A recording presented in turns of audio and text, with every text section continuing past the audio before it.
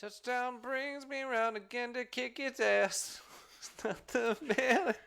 What I learned in my moon jujitsu class. Oh, no.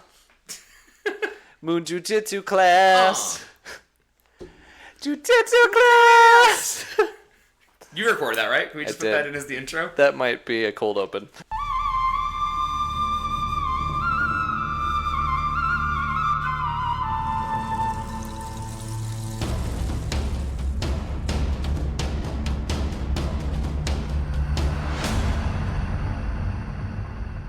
Welcome, everyone, to Survivor Turning Back Time podcast. I'm your host, Stephen Labine, with my co-host, Jared Sheldon, who cannot hear the intro, so just looks at me longingly, waiting for his turn to speak. Can I speak now, Papa? Please. Please, sir. May I leave the galleon? Please, sir. I don't know when the song is done. I wish to know. For the first two episodes, I brought headphones, and I was like, nah. We don't need Steven it. will figure it out. There's only 4 sounds in the entire show, It's so, true. yeah, you're not going to hear much anyway. We do a lot of behind the curtain talk, but I think it's very fun. Yeah. We tried doing, the listening back to our voices in real time, and frankly, I would rather walk into traffic. It was the worst thing. The problem was that there was a delay. It had to feed through computers and then kick back out to us. So there was a half-second delay, which drives anyone insane. If it was instantaneous, it could maybe work. But no. Just no. I don't even know if it could be instantaneous, because you're always going to be hearing it, you're going to say it quicker than you're hearing it. Yes. However, I've done, when I'm performing on ships, they have in-ear monitors, so you can hear yourself while you perform. So technically, it's doing the same thing, where it's shooting your voice out and shooting it back. But it's different. Forgot you're a professional. Well, I don't know about professional. I'm 3 chimpanzees in a trench coat. Sometimes that makes for the best theater. Welcome to my immersive art piece where we throw poop at the audience. You can make some good art that way. It's Sean's poop. We only get it once every 2 weeks. If it hits the wall, then you could have some good art. If it hits the people, then they better be wearing white. So, Steven, do you know anything about NFTs? I know that, sorry if this offends anyone, they're stupid. No. If this offends you, stop listening to this podcast. We don't want you around. You are not the target audience of this podcast. So I understand that NFT is essentially a picture that you own the rights to, but it's a digital picture, and that's it. I guess it could be a video or a GIF. But maybe. I don't even know if it can be. Yeah, basically you own the receipt. Yeah. That you bought it. And do you know when NFTs started becoming popular? I don't. Right when American Congress and the EU Parliament and or maybe it was just several countries in the EU started cracking down on money laundering through art. Oh, hey. Weird how that corresponds. Yeah. I hate to see a correlation there, but there's a correlation there. Yeah, maybe even a causation. I don't know if I want to go that far, but here we are. But do you want to buy an ape? An ape? That's a lot of the NFTs were really bad pictures of apes. Why? I should clarify for our audience that is not plugged into the bad side of the internet all the time. NFT stands for non-fungible token or transaction. I don't remember which. I think it's token. Token sounds right. And yeah, like Steve was saying, it's basically a JPEG that you bought the rights for. You own them on paper, but you can't own screenshots, so you really don't own anything. And yes, it is as dumb as it sounds. But they were mostly pictures of apes. I did read an article about someone who bought an NFT for $8,000 at the boom of it, which is now worth less than $400. So, hey, Steven. Yeah. It's worth nothing. It's true. It's worth what people will pay for it, I guess. Anything is worth what people will pay for it. Why are people paying for this? Why are people paying for it? Unless it's money laundering. Corporate America's stupid. I don't like it. I like NFTs less. When anyone tries to sell me on this thing is cool, this thing is the next big thing, I immediately walk away from it. So I don't know whether that makes me smart or makes me a boring I told you so kind of a person. It makes you risk adverse. Fair. It's, I learned a long time ago. This had been like, I don't know, high school or something. Like the bell curve of like adopters of technology. You have the early adopters that are in like, when like nobody's using it, like it's a very, very small amount. People that then get those people in, and that'd be like the next 25%. Like the first part's like the first like 5%. And then like kickstart it for the rest of the 25 that are the early adopters that still see a lot of benefit. Let's say your first users of Facebook that like, or your first people like investing in Facebook or whatever. And then you get the bulk of the people that all rush in. And then the people, and this is mostly for financial things, for investing and all that, but also for just for like buying technology or buying goods or whatever. And then people come in on the back end of it. So a good example is like game consoles. Like if you're like an early adopter, you might get a crap console. You might buy the Wii U. Who would do that? Steven, I can see your Wii U right now. And for those of you that aren't video game savvy, the Wii U is the NFT of video game consoles. Prove me wrong. In my defense, I got it refurbished from Nintendo, so I got $50 off and 2 free games. So like, hey, Steven, that's worse because you had time to learn that it's bad, and you still bought it. Yeah, at least it's not the Virtual Boy. I mean, fair, but then you could just say at least it's not E.T. or Atari's E.T.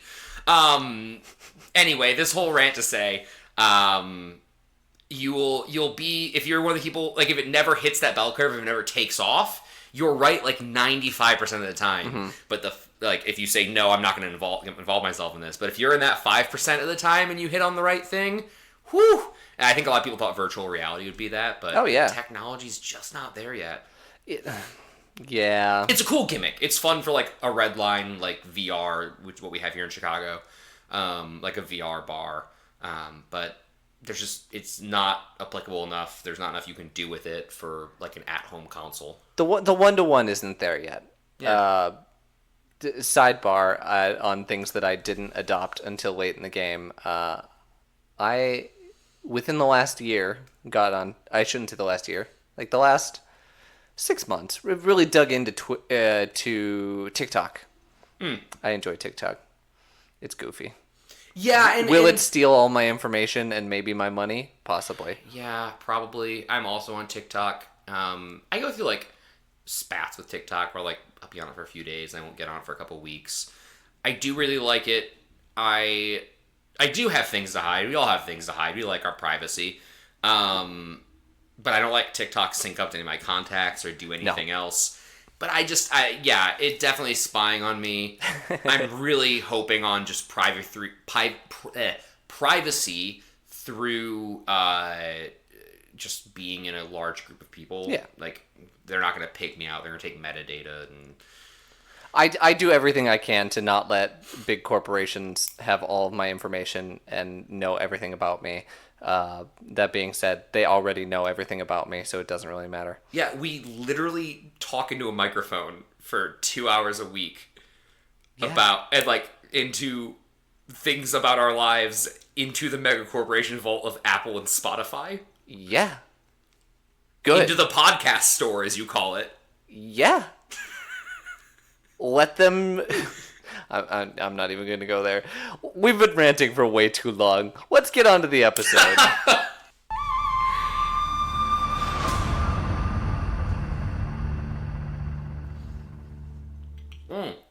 Yes, that is right. I have a bit. Jared immediately went to take a sip. Immediately drank for my beer. Kids don't drink beer. Anyway, because Stephen pointed out to me at the end of the last episode, we could have high school and college age listeners. If you're in college, drink beer. I don't care, whatever. High school kids know that adults drink beer. We're of legal age. We can drink beer. You're of legal age. You're not under 21. I'm 14 years old. That's a lie. So this episode came out in July 26th of 2000. Jesus, this is unhinged. A couple of interesting things only in sports happened in this week. So the 87th Tour de France had no winner. Lance Armstrong was disqualified. Oh. He probably won at the time and has been retroactively disqualified. That sounds correct, because that would be the steroid doping that they removed. And the website I'm using for this on this day has a picture of him, and under it says, cyclist and drug cheat Lance Armstrong. Sounds like a reputable news source. 0 punches pulled. Yeah, but like it happened. Like they disqualified him. Sure. And then another Tiger Woods one. British Opens men golf, Royal Lytham and St. Anne's, whatever the hell that is. Tiger Woods beats Thomas Bjorn and Ernie Els by 8 shots to win his first Open title, becomes youngest player at 24 to win all 4 major titles. Cool. So we have a cheater and a person who should not be looked up to by anyone. Yeah, that's sports. Yeah, that sounds about right. At minimum, one of 32 NFL teams right now in the year of our Lord 2022 have a serial rapist as their quarterback. And notice I said at least. At least. Yeah, you're not wrong. Don't meet your heroes, kids. No. Definitely don't give them massages. Oh boy, does Bent stay at the top of the charts? No! Yes, thank you for asking. The song for this week, and Steven heard me giggling about it, but I didn't tell him what it was, is It's Gonna Be May. No way! Yep, we are in NSYNC days. Hell yeah. So NSYNC is top of the charts. I'm it all is for July, but somehow it's gonna be May. You might be it, babe. So that's when this song was assumingly released. Usually old songs don't like pop up in the top of the top of the charts for no reason. Some do. Okay. A lot do, especially, I should say, these days, where something will happen in pop culture to drag Running Up That Hill by Kate Bush up into the number 1 spot for God knows why. Fair enough. Either way, it's Gonna Be May was a relevant song. Yes, and top 1 on the Billboard charts. We were all dancing to NSYNC. I was more of a Backstreet Boys kid. But we can't be friends anymore. I said was. Okay, that's fine. No, I love Justin Timberlake with all my heart now. That's where we are in space and time. Okay, good to know. So we're in the thick of this. Everyone has bought in. I should say most everyone has bought into this competition show. Right off the bat, it's so interesting because I don't think I've ever seen Survivor let the edit criticize itself. Yeah, that's true. Right off the bat, Rich and Sue, for that matter, call out Jeff for being too outspoken during tribal council. Directly and immediately. And it does make me wonder if there was a thought among Jeff and maybe the crew that Jeff would... I mean, obviously, Jeff is an integral part of Survivor. No one will argue that. But if maybe there was a conversation early on of like, hey, maybe you should get more involved in tribals. Maybe you should be targeting people. Maybe you should be putting your thumb on the scale. Hopefully they walk that back sooner or later if that is the conversation, but... It doesn't seem like it was something... If it was something that they were trying to hide, they wouldn't have put it in. No. Yes, you need to be more involved. No, you cannot put your finger on the scale. Let the game happen. But that was... It's so unlike Survivor to have it criticize its host. In this day and age, they would absolutely never air that footage and, in fact, put a whole bunch of footage of people hugging Jeff and saying Mr. Jeff and loving that man to death. And I love Jeff. Mm-hmm. Like the contestants, Jeff has almost become bigger than the show at some points in like 41 and 42 where it's like he's such a celebrity. Mm-hmm. I mean, and that he is. And it's natural, right? Like the people that think about someone like Marianne from 42, she's been watching for a very long time. She grew up watching Jeff, like this is her hero. Makes sense. At this point, he's just a nobody. Yeah. Well, so yes, it's his big break. However, it was not his first foray on TV. Really? Yes. So Jeff was a almost a talk show host for FX, a fledgling FX channel. They had a show which was called, hold that thought, Back Chat. He had a late night talk show designed to be letters to the editor about the network. He sorry, this I'm reading word for word from an article here. He laughed and said no one watched FX initially, so they had no letters to respond to. Instead, they just made them up. I have no idea what that's like. We have tons of letters. We've so many letters. In fact, Steven, you should open our email. I think somebody sent an email in between episodes about us watching that terrible movie of Dirks. I wonder who did that. I don't know. Probst also hosted Rock and Roll Jeopardy for VH1 from 98 to 2001. So he was around on the TV scene. However, this was the thing that brought him into the public zeitgeist. Did you just notice the dates you said there? Yes. 98 to 2001. Yeah, he continues to do it. He was for still another doing year. it after he did this. Yeah. Oh, absolutely. Wow. Okay. Huh. Until he realizes, oh, maybe that I don't need to do this. Or Rock and Roll Jeopardy folds, which I'm assuming also happens. Probably both. Yeah. Wow. It's great. So yeah, we're talking about the vote. We're talking about the vote early on. Colleen doesn't think someone deserving is going to win the season. And I wrote down Colleen, and this has happened, we've seen this over and over again through this season, and it's become more, I think this is probably what I talk about with the light bulb moment. They know. They'll say out loud that, like, Colleen says somebody deserving is not going to win the season, or they'll say I'm not going to win that way, or if this is the way the game's being played, send me home. Or Jervis even saying, I do nothing around camp. Uh-huh.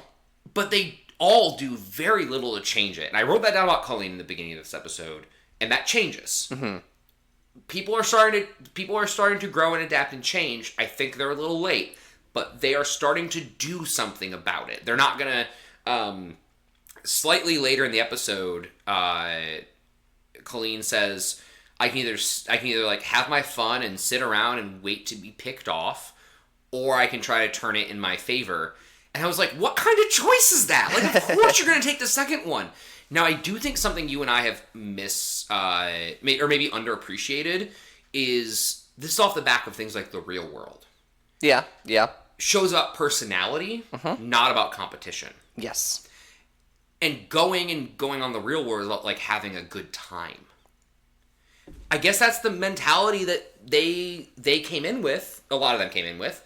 And I can appreciate that misconception staying there for a bit when The Real World was huge at this time. Yeah. MTV was huge still. And this is MTV climbing out of music. Right. Into what it is now. Not music. It still exists? It does exist. In one form or another. Like, their shows still exist, and they're still labeling it as MTV. It's under the Paramount umbrella, so... Oh, yeah, okay. Yeah. The world all comes together one way or another. We will all be owned by CBS. Or Disney. Oh, it's going to be Disney. Let's be true. We're owned by... now that we've said it, Disney owns half this podcast. Disney owns us. Yeah. Honestly, if Disney walked in and was like, hi, we want to buy you, like, yes, 100%. I can be... Listen, anyone out there with money, I can be bought. Oh, Jared, Steven, here's $10,000. Yep, done. Done. All right, cool. I don't need to hear the rest of the sentence. Everyone has a price. Mine is very low. Yeah. And Kelly doesn't feel good about being in an alliance. The weird thing is, my impression for that was that Kelly's bored. Because she was like, yeah, we could just stick together, and it's a little bit moral too, but like, we could stick together and pick them off one by one, but where's the fun in that? You're right. It's more about well, if I do that, then the game is ours, and we have won the game. then we don't play the game anymore. Which is, yeah, wild. You're correct.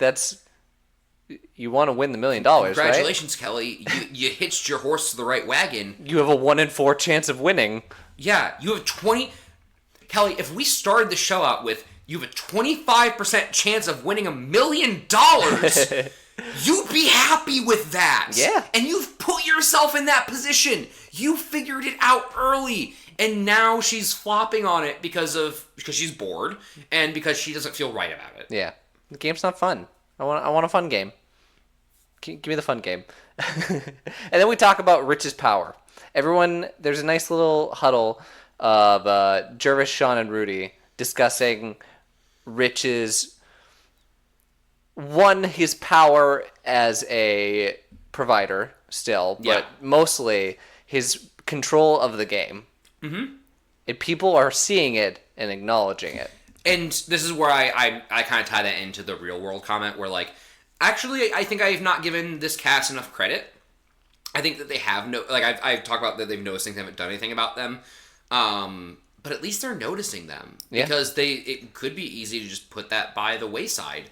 Rudy kind of runs interference for Rich here. A little bit, but also kind of piles on too. Rudy just speaks his mind. Yeah, but I think he was saying enough to stay camouflaged. Yeah. But I do think he was protecting Rich there. Which I don't expect out of Rudy, honestly, to lay low and to not immediately come out and say, yeah, we're voting together. Rudy will have strong opinions about things that don't matter, but he's not dumb. No. He's not dumb. He's an intelligent person. He's a very outspoken person, but he is intelligent. Also, if we ever start a Patreon, which I don't know if that'll ever happen, but if we do, I want to get a desk calendar with just Rudy quotes. Like, that'll be like our $10 a month subscription or whatever. You get a calendar with those quotes. Because, I sort of liked him before he was queer. Like, he's a gold mine. There's so much. Well, we can put that on there, and then we can also put naked photos of Rich covering the spread. There's your calendar right there. There's your calendar. And then we have a minor food crisis. I say minor because there is food. They just prepare it poorly. Colleen first, Rich catches fish. And Colleen as Colleen has throughout the whole season, is squeamish for the actual prep of the fish. The cutting, the removing the parts that are non-edible. Colleen doesn't want to be around that. And really, this is the most external that I've seen it, where she's really upset that people are doing this and harming the animal, but also she's eating the fish. Yeah, she's gonna eat it. I understand. I would be a little squeamish too, but yeah, she's gonna eat it. Yeah. Of course you're going to. You're starving. And then Rudy screws up the fish? It seems like Rudy does. Yeah, he something about the fire. Yeah. As Sue describes it, Rudy is they're manning the fire, they're cooking the fish, and then the fire gets low, to which Sue says, "Hey, I should put more fire on that." And Rudy shoots her down saying, "No, it's fine." And then the fire dies down and is not cooking it properly. So the fish is unevenly cooked. Yeah. Yeah, and I've complimented Rich a lot through this podcast. Mm-hmm. I still fully believe that if the season trends in the way that I think it's going to, which at one point in this episode I thought it might not, but if it trends the way that I feel like it has, I do feel like Rich is the creator of Survivor. That being said, he's not perfect. And he is rubbing people in his tribe the wrong way. He is very into himself. I don't think I would like Rich, as a person in life very much. I think Rich really loves him some Rich. He's smart and he's charming. Yeah. And he hides it a lot of the time. But when he gets frustrated, it comes out. Mm-hmm. And he gets frustrated in this moment with the fire. And I think even his close allies like Sue and Rudy are kind of frustrated with him. Yeah. And that's the kind of thing that I think could get you voted off in today's Survivor. And he really benefits from it being early. Correct. Yes. If this were today's Survivor, he could be gone from... Like, it wasn't a blow-up, but it definitely... Throwing shade toward your allies for cooking, like screwing up cooking. You're not using professional cooking tools. Of course you're going to screw up things. Yeah, and he's being manipulative anyway. Yeah. Like, he says, like, oh, I'm just not going to go out and fish for a couple of days so they remember that they need me. Like, it's really... Like, I get that it's a game. We've talked a lot about that, and that I think that's the way they've played the game is smart, but it's kind of a shitty thing to do. Yeah, but then immediately the women catch fish in the trap. Yep. And undercut his, I'm not going fishing, so they all feel like they need me still. And he looks, and Sue calls him out. Sue has the best reads on this show. She is always one step ahead of everyone, whether she acts on it or not. She comments that she's like, we're going to come back, and he's going to say, well, that's not going to feed a whole tribe. And that's pretty much his attitude. Yeah. But she's just proud of herself that they caught a fish, and she should be. Yeah, not a big fan of Rich's attitude in this episode. And that I was okay with him running around naked before, because his whole tribe seemed... Sure, Sean seemed uncomfortable, but Sean seemed begrudgingly accepting when they were all in Toggy. He's like, it's weird, I don't like it, but, like, whatever. This, like, he's now getting to the point of, like, being borderline, like, not predatory, because he's not trying to get anything out of it, but he's making people uncomfortable on purpose. He's, like, sitting next to Colleen naked to, like, make her uncomfortable. And I'm like, this is kind of gross. Like, you're kind of, like, you want to be naked on your birthday? Cool. Go out in the ocean. Go out, like, somewhere else in the island. Yeah. But you're in a tribe. You're in a group. Like, you need the consent of your tribe to walk around naked and not just, like, be sitting at the campfire. Be better. I'm glad you've come to this conclusion on your own. This will be a problem in the future. Oh, God. We jump into our first individual food challenge. You get to earn food. You get to earn a nice old barbecue and letters from home. So, again, my favorite part of this challenge was Jeff walking with the group toward where the reward is. They go to the reward first because they say, oh, we're going to entice you into this. We want you to look at the food, get hungry, and then fight real hard for this. But he's walking with them so casually. They're just strolling down the beach, having a good time. And then, bam, there's barbecue over there. Yeah, Jeff's not very good at raising the stakes yet. No. But yeah, it's a ropes course. This challenge is one of the most chaotic ones I've witnessed in that it's impossible to follow. There were 16 legs of it. 16 legs. There's no real way to count, like, to keep score. No. But 16, and they're all within a 30-foot ropes course. We see ropes courses come back. There's one in 42. I think there's one in 41. It makes sense. It's a good structure for a challenge. But 16 objectives with, what is this now, 8 different people? Yeah. There's no way. There's no way. There's no way you're going to get everything on camera. There's no way you're going to be able to distinguish who is leading, who is trailing. Edit into a compelling narrative. Yeah. Again, they had to use the subtitles to tell us this is who's leading, we think. Although, did you catch what happened during the challenge? No. What happened? It's the first time Jeff talked. Oh! Jeff was remarking it was very underplayed, and they still put weird music underneath it. So it was... But this is the first time I've heard him say anything during a challenge, and he was saying, like... You know, he was encouraging them. He's like, "You got this, Colleen," or like. That's fair. I did crack him saying, "You're doing a great job, Rudy." Exactly. And then the subtitles flashing 5th place, Rudy. Which everyone's got their own good job. You're doing great. 5th is good for Rudy on that challenge. Proud of you. Rudy was never going to win that challenge, but no. Yeah, first time I think this is the first seed of Jeff starting to narrate challenges. It's there. It's coming. He's gonna figure it out slowly. Yeah, I know. I've Slowly. been obsessed with this because the challenges have gotten better, They're getting better. but marginally. It's harder to screw up the individual challenges Yeah. because you don't have to work on a team aspect and you don't have to balance them for just two teams. Yeah, If that's someone goes out in the lead, then so be it. There's 7 other people to focus on rather than just one. Yeah, there's shots all over. I did find it funny that if you fell off, if you touched the ground, you were out, just out. Right. Which nobody did, Never so came up. it didn't really come to play. But it served up a really funny moment when Jervis and Jenna had to cross each other on a rope bridge, and they're like, okay, I'm gonna go under, you go over. Yeah, they had to work together. Yeah, I kind of like that. Work And- together in a competitive challenge. And Jeff commented on that too. Yeah.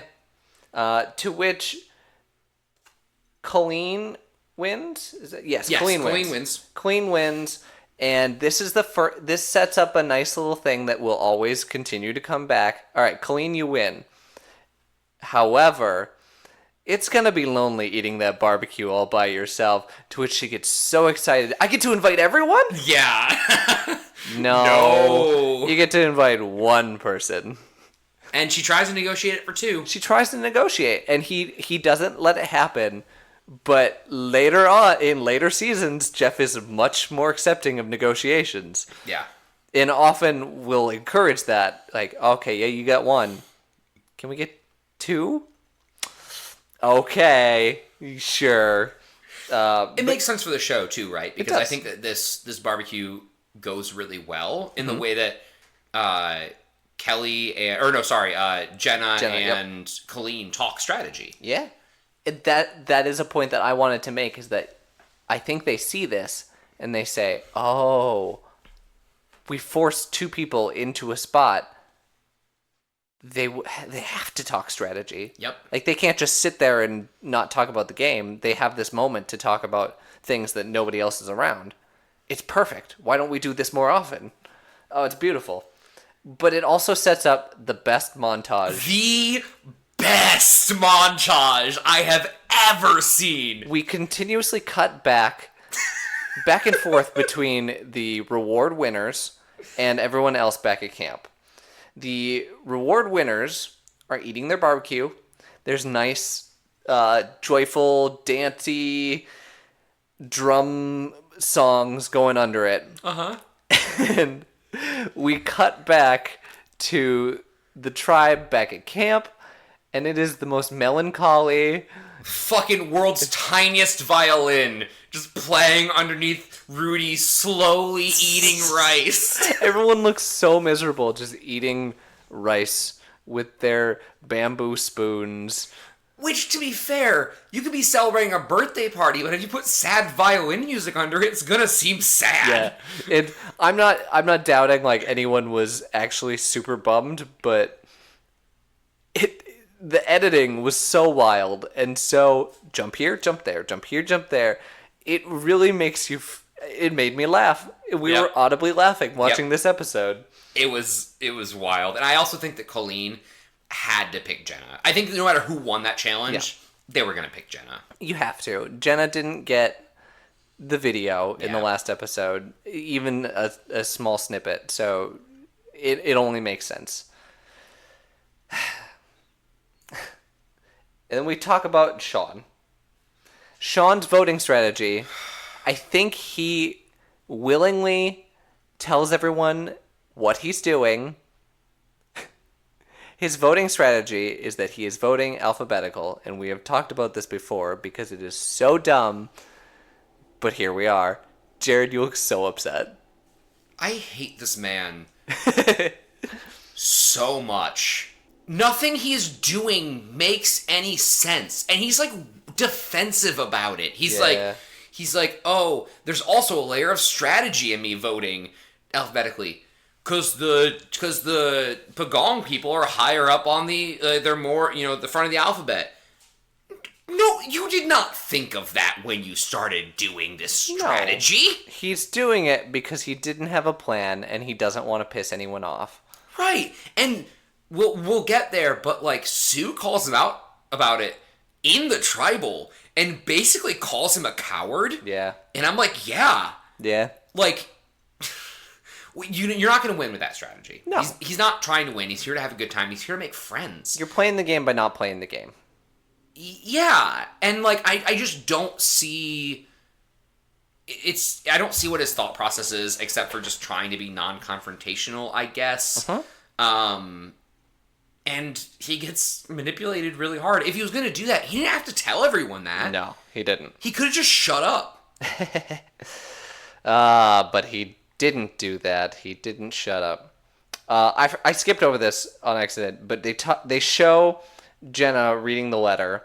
It was a very heartfelt reaction. It was a very long letter. It looked like 8 pages, mostly drawings by her kids.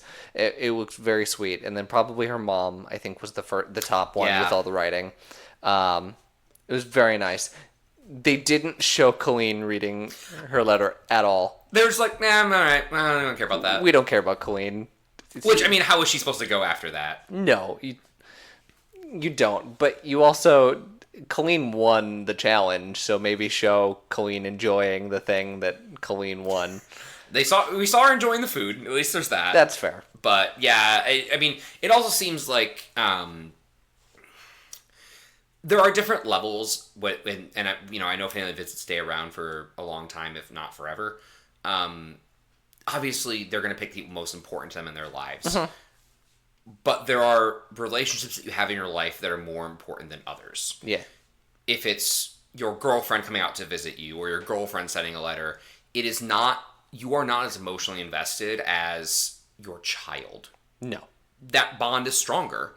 And it seems like Jenna's bond with her children, as a single mother with young children, is stronger than Colleen's as a full adult woman with her parents. Absolutely. So it's harder to highlight. Yeah.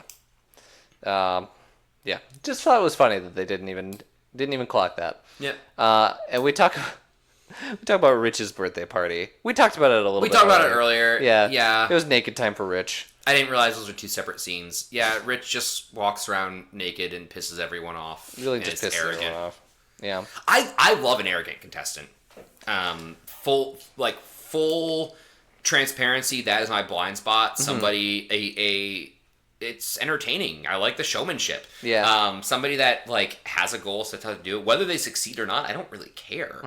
But like, yeah, no, I mean, Rich is entertaining to watch, and except like, yeah, maybe don't make all the people around you uncomfortable. Yeah. It toes the line between arrogance and, I don't want to say predatory, but it's just unnecessary. It's wildly unnecessary. If you're making other people feel uncomfortable, start recognizing that in yourself and make changes to fix that. It's inappropriate, and he even pouts about it a little bit in Tribal at the end of the episode. Yeah. They're like, well, I guess I was making a couple people uncomfortable. So I'm like, yeah, dude, like... You were. Not everyone has your same... And, like, your same attitude around being naked, and, like, good for him. Like, that's a very freeing mentality. But they're not there with you, so do it on your own. Yeah. You have an entire island. Go somewhere else. Right. Anyway. Yeah. Really not a whole lot left of the beach, other than Jervis feels his back against the wall. He acknowledges that he isn't playing a great social game. Which, I will give Jervis some credit. He doesn't have 20 years of hindsight. No. He doesn't know what the challenges are going to be. He doesn't know there's going to be puzzles. Yeah. And he correctly identifies his own game, as he's done nothing to change it, but correctly identifies, I think my path to victory is winning every challenge from here on out. And for someone that doesn't know what the rest of this game looks like, I can see how you get there. Yeah. Yeah, I can see it. And does give a little more credence to his plan, to like his behavior around camp. If he's not being totally honest with the camera and maybe himself about it. If he's sitting around camp and not doing things because he wants to save energy for the challenges, smart. Okay. Yeah. That's interesting. We know it doesn't work. We know with 20 years of hindsight that's you're going to get puzzles as we do this episode. Yep. But I get it a little more now. Yeah. Speaking of puzzles, the immunity challenge. Yes. Again, this is a really interesting concept for a challenge. I think there are too many players for this type of a challenge, but the concept is really interesting. What happens is they have a big grid. It looked like a 10 by 10 grid or an 8 by 8 grid, to which everyone took a spot, and if you step, you can step forward, sideways, or diagonally. And where you step, you then have to flip over your tile until you have nowhere else to go. Maybe I'm making that grid bigger than it is. I think you're right. It was pretty big. Okay. It serves for an interesting, okay, at the start, everyone is free to do whatever they want. You can pretty much go anywhere. And then this is going to close on you really fast. I wrote. Have you ever played Fall Guys? A little bit. Okay, so there's a game in Fall Guys called Hexagon. It's really clever. It's very similar to this, where if you step on a tile, then the tile disappears. Sure. But the tiles just they disappear while you're standing on it. So similar idea, different type of a puzzle. They did not explain that you could move diagonally in the rules. So I immediately had to watch, okay, how are they able to move here? Can I outgame this before the players do? Nope. Okay, they moved immediately diagonally. Cool. Thank you. I was also wondering, and I'm assuming nobody tried, so I'm assuming that they couldn't. Could you step over tiles? Like, if you could reach it, could you step on it? Right. Doesn't seem like that was the case. I don't think that was the case. Just on a game perspective, that's dumb. It's dumb, and it would give tall people more of an advantage. Yeah. But as a tall person, I want that advantage. I want to win by being tall. All of the challenge, we've talked so much about challenge, that's a neat concept, that's a neat concept, that's a neat concept for all these challenges. Yes. And it's just, this challenge is missing something. Yes, absolutely. I don't know if it's fanfare.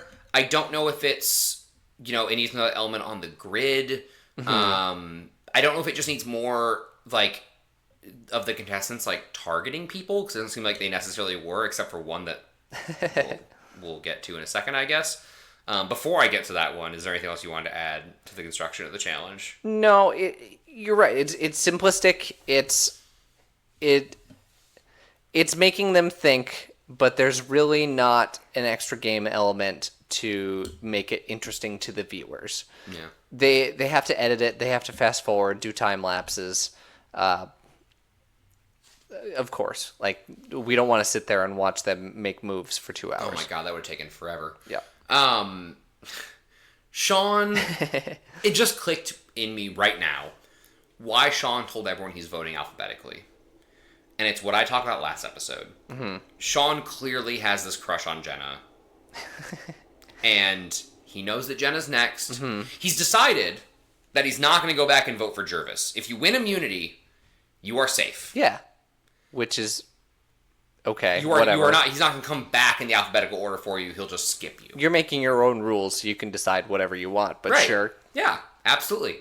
I do love. Side note: I do love when the girls are like, "No, I go by Zoe now." I thought that was good. It was really clever. But I think he tells everyone he's going to vote for Jenna to try to, one, get the target off her back, but two, as almost like a pre-apology, because he's he just has all these little things that I'm like, you are like a fourth grader that doesn't know how to tell a girl that you like her. And so you're going to do things like in this game, you're going to cut her off so that she loses because you are trying to do whatever you can to make yourself stick out to her. It's... Instead of making the obvious move to cut off the person with the most space, you cut off the person with the least amount of space and box yourself in. Yep. Sean, I don't know if Sean could have won, but at least Sean could have been competitive. He only lost by a single square. Yeah. I think if he moved toward Rudy's direction, it would have at least changed the challenge, changed the outcome. Would that have pushed it toward Jervis in the other corner? Possibly. Yeah, and I don't know if it would have changed who was going home, because I don't think Jenna was going to win either way. No. But, yeah. No. Jenna was pretty severely boxed in and would not have beat Jervis in the corner. Yeah. So, Sean, after making the worst moves, essentially hands the game to Rudy. Rudy wins, but Jenna is helping Rudy from the sideline, essentially coaching him on his moves, because I don't think Rudy would have made the best moves had he not got help from all the ladies essentially saying, just step to the left, go to the left, you're home free. All that because she's pissed off at Sean. Absolutely pissed off at Sean, and good. Who thought that that was the pathway to seduction, I guess. Yeah, everything that I've learned from playground romantics is that you absolutely bully the girl into the ground that you like, and then they will like you back. He's the first incel. If you tell me, I know this is a long shot, but if you tell me when we get to Sean that his where are they now is that he started a dating service, this podcast is done. We're done. We're quitting. I quit. Done. I also, it is really funny that Rudy's reward for winning the immunity challenge, he has to flip all the other tiles that were not used. So there were like 10 tiles that didn't go used, and Jeff They made Rudy go do that? Yeah, Jeff told him, hey, flip the rest of the tiles. I thought he had to flip the one that he was on. No. Oh, that's so much worse. He flipped his, and then he had to finish it to make the picture work. Wow. Yeah, absolutely wild. Is this the first time we've seen Outwit, Outlast, Outplay? No. Okay. It is on the flags. It's on Okay. it might be on the buffs too. Gotcha. It was the tagline for the show from day one. Okay, gotcha. Are they following it? No. No. But it's there. They're trying to outlast. Yeah. That's 1 out of 3. Good job. Proud of you. And then we get to what I believe is the strangest quote, and that made me audibly say something. This needs to be on the calendar. This has to be Valentine's Day. I yelled at the TV because Colleen says, we're talking about votes and we're talking about going to tribal council. Colleen says, do I just wait for my turn or do I strategize? Oh, I'm sorry. I thought you were talking about the Rudy quote later. Never mind. Yes, yeah, no, that's not a choice. You're going to... Don't just roll over and die, maybe? I yelled at my TV because I was so upset. Like, what kind of a question is that? Do I fight to win a game or do I just starve on a beach? Right. And wait for my turn to go home because I didn't play hard enough. Do I drink this water or do I dehydrate to death? That's basically the same. She's saying the same thing. Yeah. Oh man. Sorry. And she poses it. The show kind of like buys into it too. Yeah. Because it's like she's like sitting on a beach and the sun's going down. She's like all thoughtful, and I'm like, this is dumb. The show has continuously made this the moral question: is strategizing and is playing the game a moral folly? And maybe I'm using too much revisionist history by assuming it's not. Maybe I am, or not revisionist, but using hindsight too much. Maybe that was a real question that needed to be answered. The challenge was already out, and I don't know. It just feels like kind of a foregone conclusion. They're staying within the rules of the game. What do they expect? Like these people to go out into society and then be pariahs because they strategized to win a game, but it was on TV, so everyone saw it. Yeah, it's this weird sort of like honor code, and I could go on I won't go into details, but I could go on a whole tangent as someone who loves history about how much like honor and chivalry codes were bullshit at the time. Yeah. Like, the whole like officers not being killed at the end of battles because they're worth money.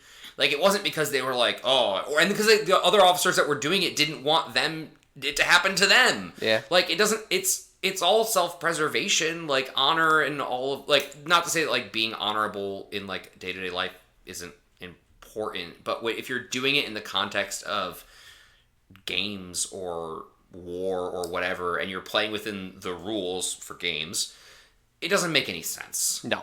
And it's never worked like that. It is so bizarre to think it's ever worked like that. Yeah. And then I wrote down, has Kelly been lured to the dark side? This is so I thought you were going to talk about Rudy saying, talking about the three girls and being like, I was suspecting lesbianism. He calls it lesbianism. Yeah. That's the quote that needs to go on Valentine's Day. These are the things that make Rudy and the other Alliance members start to question Kelly. 1, Kelly is dressing the same as the other girls. 2, they're hanging out because they're the same age. They're getting really close and it's making everyone uncomfortable. 3, lesbianism? Question mark? Question mark? Rudy, out of left field, accusing people of wild hanging out lesbianism. So we got hanging out together, dressing the same, lesbianism? Yeah. Profit. Straight up. Make that money. There's the 4-step plan. It's a great plan. Anything else you want to talk about before we get to Tribal? No, it is interesting to watch Kelly burn her game down in this episode. Purely, I mean, maybe not. Who knows? She could win. But, seemingly from this episode, burn her game down because she's bored? Because she doesn't... I've seen people burn down their game for less. Yeah, that's fair. I can understand flipping alliances. It happens all the time. To go back to voting your conscience when you've been in an alliance doesn't make any sense. And they, she doesn't vote with them on Rich. The other thing to point out from earlier in the episode, I think it might have been at the barbecue. I don't remember who calls out Sean, but they call Sean stupid again because Sean's like talking about how they voted for 4 when it was I think Dirk, and they voted and then there was 4 for Gretchen, and then there was 6 for Greg, but we know it's at least the 4 of them. If I see it one more time, then I'm convinced that there's an alliance. It's so silly. Dude. In Tribal, Sue calls him an idiot. Yeah.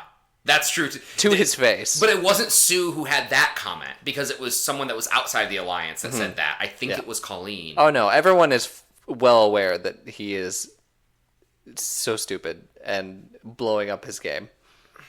He has no game. He has no game. He has no game to blow up. No. I'm glad that, just like how I was talking for so long about how much Greg was a psychopath, and Greg still looks like a psychopath when he comes in on the jury. Oh, no. We get into Tribal, and Greg meanders his way, almost looks like he's sneaking up on Jeff. Because they're introducing that, yes, now the jury will sit in on these votes. They don't have a bench for him. No!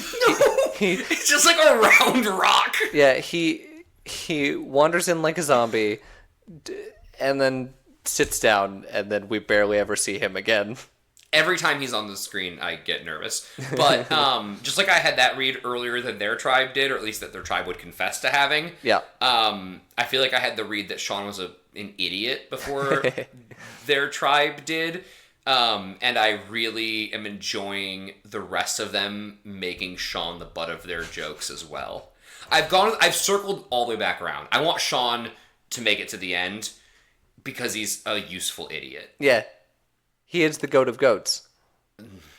So, have I ranted about the goat terminology before?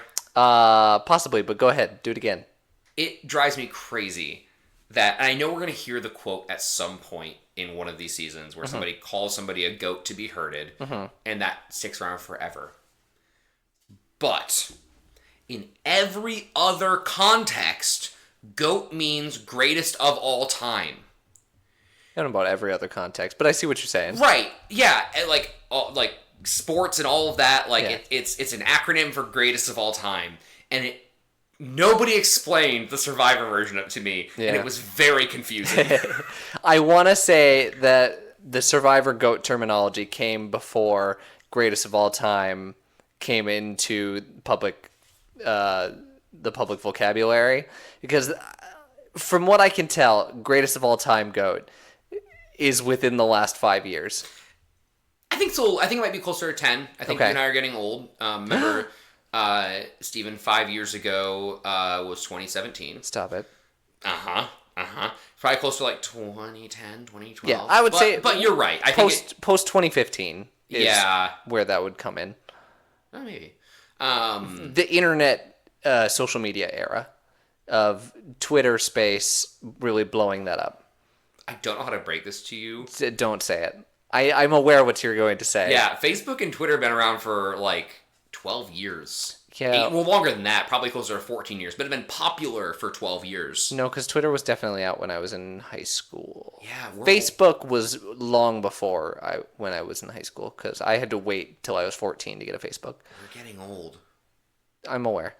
The 90s were 30 years ago. I love the 90s. So all that to say is, yes, you're right. Sean is the greatest of all time of goats to be herded. Love it. Yes, we're at Tribal. We gong into Tribal again. Sean has to own up to his votes. Jeff calls him out on it. Yep. Everyone calls him out on it. Sue calls him dumb.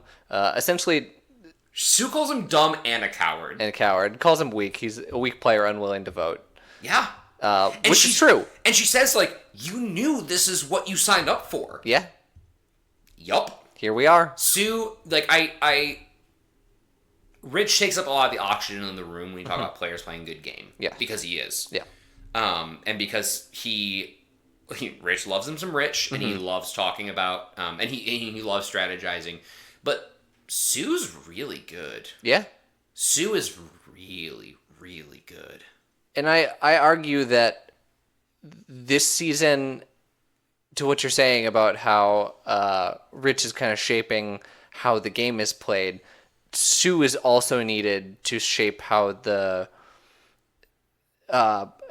personnel game goes, in that you need people to be calling out people. You need people to really shake up things at Tribal to make this an interesting show. If Jeff's not going to do it, Sue's going to do it for you. What's interesting, too, is that Sue does it, and it seems like she's in with everyone. Mm-hmm. She can call Sean an idiot to his face. Yeah. And Sean doesn't seem to hold a grudge against her. No. I don't think Sue's gotten a vote yet. She is managing her threat when that as a concept does not exist. Yeah. She must have gotten a vote during that one time where everybody got a vote. Maybe. Yeah, you're probably right. She might have gotten 1 or 2 votes, but she's not been, like, the active target of a vote. Correct. Yeah, really impressed with her. Mm-hmm. Yeah. Sue's a champ. Honestly, not a whole lot else happens in Oh, go ahead. The only thing I have to say is, like, now we see jury members, they're, like, cleaned up. Mm-hmm. Greg is still in the same clothes. Yes. And looks dirty as hell. Yeah. Like, did they just put him back? I'm honestly wondering if they put him back on the Pagong Beach. I should have looked up if there was a Ponderosa. He couldn't have been... If they just gave him the food the crew had, they could just stick him back on the Pagong Beach. That's fair. What... He likes sleeping out in the woods anyway, so what does it matter? They offered him a hotel, and he's like, no, Nah. I belong to the trees now. I guess if they're truly going with this is a deserted island, there shouldn't be like a civilization anywhere. Yeah, but Jeff looks fine. Yeah, Jeff looks great. Jeff always looks great. 3 people got votes. Rich got votes. Jenna got votes. Sean got a vote. Rich, Jervis, Jenna, Colleen vote for Rich. 4 votes Jenna, which is enough. Rudy, Sean, Rich, Sue. And Kelly votes for Sean. I mean, I get it. But, like, again, I don't understand... I don't understand her blowing up her game to that extent. It doesn't make sense to leave the other group and not join... Correct. Leave her group and not join the other group. Colleen seemed to be trying to coordinate votes with her, and I guess maybe she she seems to be a pretty emotional player. She didn't like the way that alliances made her feel. So maybe she felt bad switching and backstabbing her old people. Maybe the jury conversation spooked her. She wants to win, and she's like, maybe by not making moves, the way I can be like, hey, I was friends with you guys all to the end. Yeah. It's not a good read, but I can see that being a read. It's working the jury. Yeah. But also, you got to get there first. Yeah. And it was really smart of Rich, Rudy, and Sue to use Sean's idiocy against him. Yeah. The only reason this came to fruition is because they knew who Sean was going to vote for. Mm-hmm. Which is so dumb. So... Sean, you blew it. Like, you're... The person that you were pining after is gone because you blew it. Yep. And... I mean, it was never, like, she's not interested in him at all. She thinks he's a moron. Yeah. But, like, and guess what? She knows that you did that. Yeah. Because you ran around camp talking about how no one else vote for her because I'm going to vote for her because I created this dumb system that I'm holding myself to and no one else is holding me to. Don't do it. But don't vote for her, though. And then they do it because, of course, you would. I would, too. It's so smart. If it means that I'm not going home, I'm going to vote for the person that already has votes. Sean, I'm wondering if Sean keeps doing this now. Because who would be next in the order? It's Sue, right? It would be... C, F, G, H, I, J, K, L, M, N, O, P. Is he going in Q, R. first name? It'd have to be first name, so I guess it'd be Rich. It'd be Rich. Yeah, Rich. Rich, Rudy, then Sue. Yeah. I feel like Sue said she was next, so I just believed her. Yeah, it doesn't make sense. And I remember her saying that, but it doesn't make sense. She didn't do what I just did and sing the alphabet to herself to figure it out. Clearly. No, do it backwards. Test your sobriety. I'm not sober. Oh, okay. My whole theory behind that test is they just want you to say, I can't do that sober. Yeah, okay. Anything else you want to say about that vote? No, I'm excited to see the fallout of it. Yeah. Sean looked like somebody just punched him in the gut. Yeah. Again, it's your fault, you idiot. Yeah. Jenna, I do feel bad that Jenna isn't going home to see her kids. That is the most tragic part. I mean, well, that's the second most tragic part. The most tragic part is Jenna is my top 3 favorite players of this season. Yeah. It's her, Sue, and Rich so far that hold the top 3 spots for me. So, well, don't you worry, Jared. You're gonna get another chance. Jenna does come back. That makes a lot of sense in the All-Star season. Okay. So in 4 seasons, you're gonna get another chance. That makes sense to see Jenna. Yeah. Jenna will come back. Remarried, has 2 more kids. Lives in California. Jenna's one of the most proud things Jenna had of this season 1 was eating the rats and the bugs. She was real in on those rats. So, hey, props to you. She wanted to push herself. And she did. We got to see a lot of sides of Jenna on this show. Everything from the crazy manic side to the very emotional and heartfelt that we got to see on this episode. Mm-hmm. So it was a lot. It was good for Jenna. Yeah. As far as how I think she'd do now, I think she's a potential winner. In a 41-42, we've seen the mold of winners post 40. I don't know what it's like 40 and before. Maybe this is the same mold.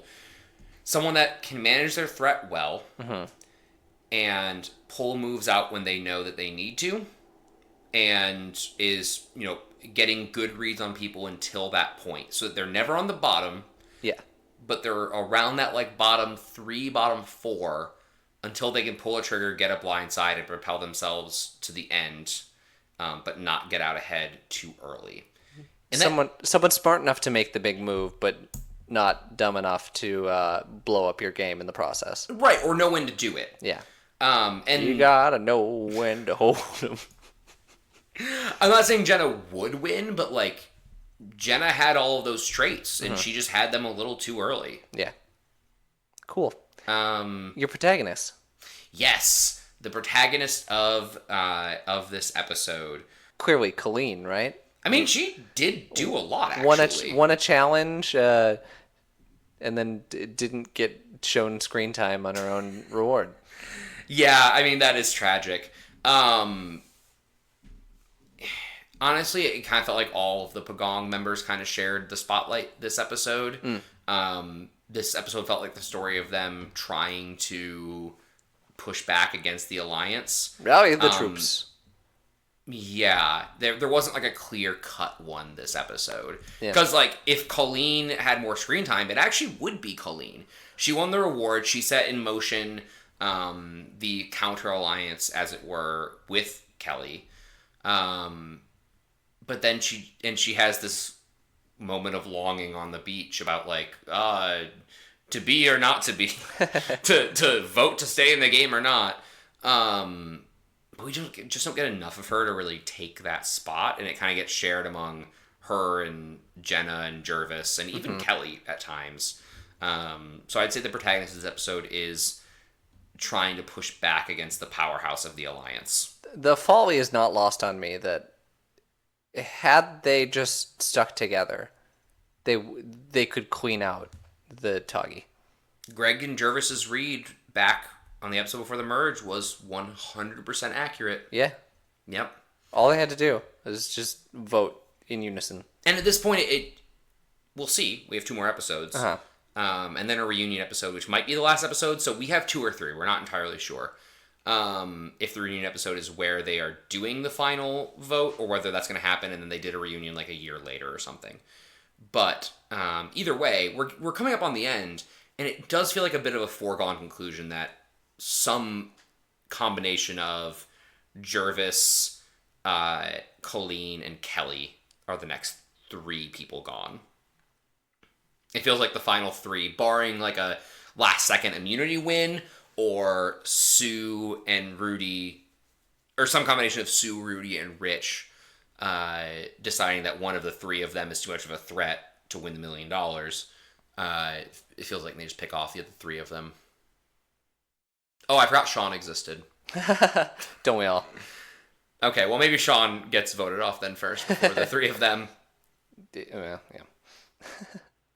Okay, sorry, I'm looking up the episodes. Here we go.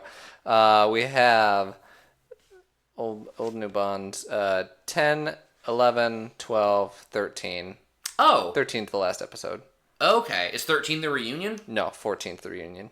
Wow, I thought we had 11. That makes a lot more sense. Yeah, because usually they do the season finale when there is 5 left. Okay. Yep, and we're down to 7 now, right? This would be 7, yeah. So we have episode 10 next week, episode 11, 12, yeah. So we got some time. A little bit of time. We've timed it out so that we will be, not on purpose, but we'll be finishing up this season right about when season 43 starts. Beautiful. Oh, I'm so excited. Do we have any new emails about movies we should or shouldn't watch, Steven?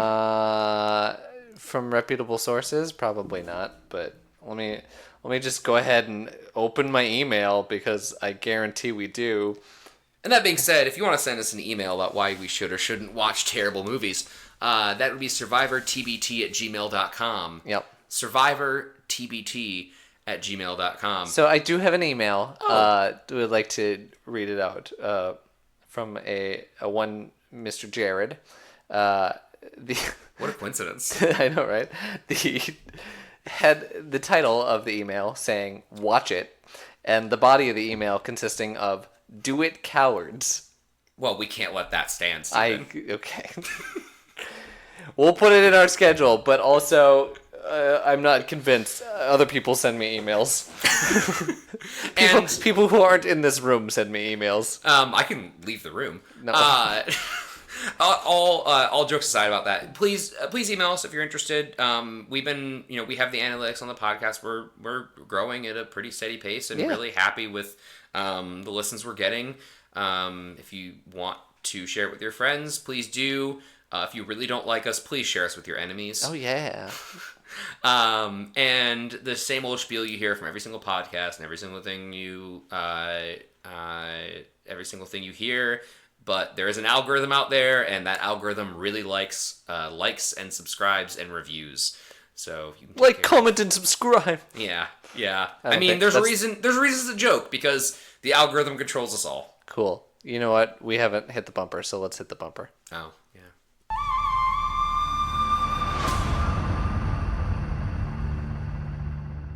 So yeah, that wraps it up for this episode 9. We're closing in. The season is almost done. We have a little bit more. 2 weeks? 2 weeks of episodes. Yeah, 4 episodes. Yeah. Jared, I'm so excited. I'm excited. I love watching you watch this because it's there's so much in my brain. I don't even know where season 2 takes place. I know at some point they go to Africa. Yes. I know China's That's a not good season season. 2. That's all I know in the next upcoming seasons. Well, you will be pleasantly surprised. The landscapes are very diverse, but we'll leave it at that for now. Like I said, email us, tweet at us. Jared, anything you want to promote? Yeah. I like to promote Lagunitas beer. It's pretty good. If you're not a Chicago local, it's brewed in Chicago and out in California. And if you want like a good IPA, they get the job done. I'm not a big IPA guy. I'm not big on hops. I got too many hops in my sneakers. I don't need more hops in my beer. No, you don't. You're not a jumper. Rude. I'm just gonna promote being kind to each other. Do it. Be kind to your neighbor. Go if you live in an apartment complex. Send your neighbor a letter. Tell them hi. Just knock on their door. Where's the fun in that? Like I said, that'll do it for our episode. We'll catch you next week. Bye-bye. Bye!